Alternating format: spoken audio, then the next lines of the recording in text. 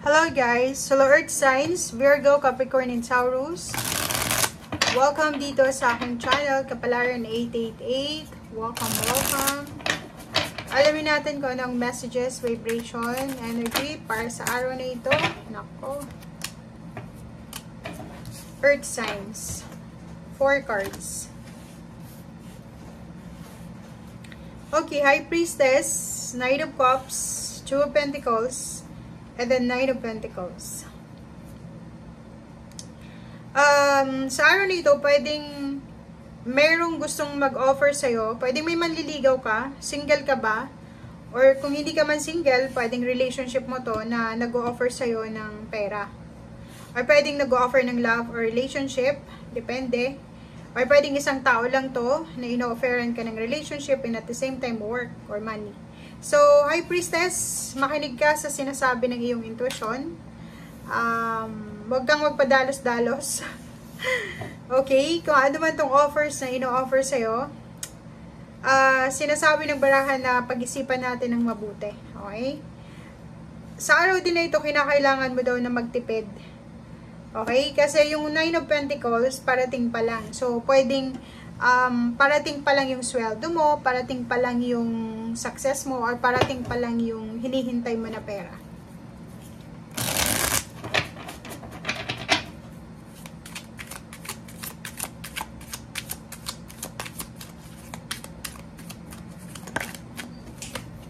Okay. So, nakikita natin dito, Earth Signs, Virgo, Capricorn, and Taurus. May iba sa inyo dito na magta-travel. Pwedeng yung iba ay posibleng magta-travel sila sa malayong lugar para maghanap ng trabaho. Or pwedeng yung iba sa inyo dyan, magta-travel yung iba sa inyo para, mag-save sila ng pera para sa kanilang dream vacation. Or sinasabi ng barahan na yung iba ay aalis para mahanap yung balanse sa pera. And yung satisfaction na to financial is makukuha lang nila if aalis sila sa lugar kung nasan sila sa ngayon. Okay, so may binabala ka siguro after Christmas, after New Year, may bala kang umalis para maghanap ng trabaho sa malayong lugar. Oops.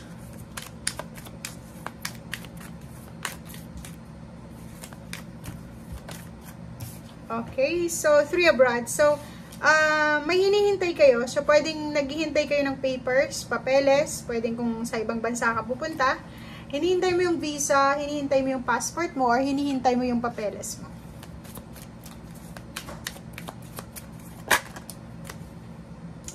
Strength card. Yun, be courageous. Be strong, guys, sa kung ano man itong hinihintay natin. Okay, reverse na the world. So, sinasabi ng baraha na huwag tayong magmadali. Huwag tayong magmadali, lalo na kung ang balak nyo is pumunta ng ibang bansa. Yung iba sa inyo dyan, parang nahihirapan kayo na magdesisyon. Hindi nyo maiwan-iwan kung sino man itong ayaw mong iwanan. Siguro may anak ka, may asawa, or pwedeng parents, ayaw mong iwanan, parang ganun. So, comment down below. Kasi kung pupunta ka ng ibang bansa, etong the world card na to, reverse, strength, 3 abroad, sinasabi ng barahan na ang tagal-tagal mong naghintay para sa visa, sa passport, or sa contract. Tapos, pag mahina yung kalooban mo, mahuhumsi ka agad, huwag ka na daw tumuloy.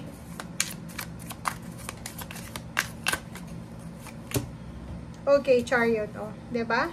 Kasi sinasabi ng baraha sa'yo na yung travel na to, yung pangingibang bansa na to, yung paglipat ng lugar, paghahanap ng trabaho sa ibang lugar, siya yung magdadala sa'yo ng success.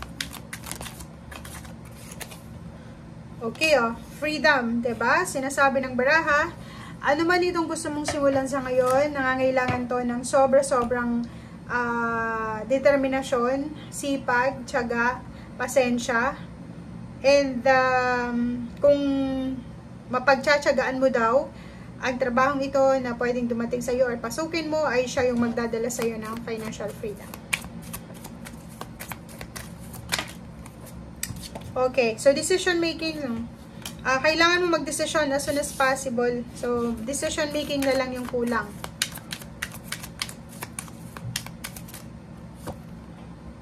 Kaso lang may the devil. So, yung the devil na yan is a temptation siya. So, for example, pinipresent na sa'yo dito ng universe kung ano yung magiging buhay mo if matuloy ka sa pagta-travel. Pwedeng maging balanse yung pera mo, kumita ka ng malaki, pwede kang makatagpo ng karelasyon doon, makakapag-travel ka around the world, may enjoy mo yung mga kultura ng kung saan bansa ka pupunta. But, sinasabi ng baraha dito na maraming pumipigil sa'yo Maraming pumipigil sa desisyon na gusto mong gawin. Okay, diba? 5 of Rods. Ang dami-daming pumipigil sa'yo. Parang nagdidiskusyon na pwedeng family members mo to, or kayong dalawang magkarelasyon, kung may anak kayo, pwedeng hindi kayo magkasundo. Dahil, for example, unemployed yung karelasyon mo, syempre ikaw yung magdidesisyon na umalis, maghanap ng trabaho. But, yung desisyon na yun na gagawin mo is parang nagiging cause siya ng away. So, misunderstanding, competition, sagutan, samaan ng loob, parang ganun. So, wow. So, pwedeng in between yung ano mo nasa crossroad ka. Zero the Fool. Eto yung gusto mo talaga Ang gusto mo is makapagsimula na ng bago. Ang gusto mo is kahit magsimula ka sa mababang posisyon as long as na kumikita ng pera. Parang ganun yung sinasabi ng baraha. Comment down below, guys.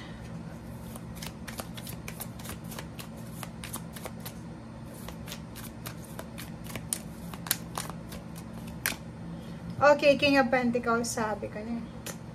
Sabi ko lalabas to Kasi ito yung purpose mo Ito yung motivation mo Ang motivation mo is yung mahawakan yung pera. Magkaroon ng stability sa pera. Yung magiging komportable ka dahil wala kang problema sa pera. But, ang problema din dito is yung mga hindrances mo is maraming kumukontra. Pwedeng lumabas pa dito yung Empress.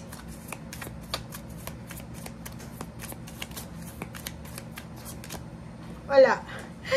3 of Swords. So, sinasabi ng baraha sa'yo dito na medyo heartbroken ka kasi instead na support yung maramdaman mo, parang kinukontra pa nila yung mga plano mo sa buhay.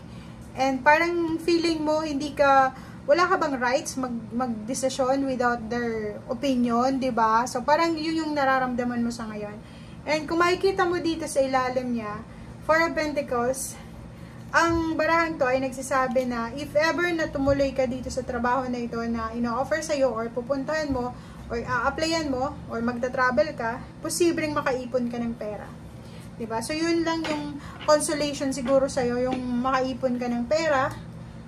Kaso lang, maraming kumukontra. I-comment mo nga kung sino-sino tong 5 of Rods na to. Okay? Baka sila natatakot sila na kung relationship to, natatakot to. Nako. Okay, thank you guys. Bye!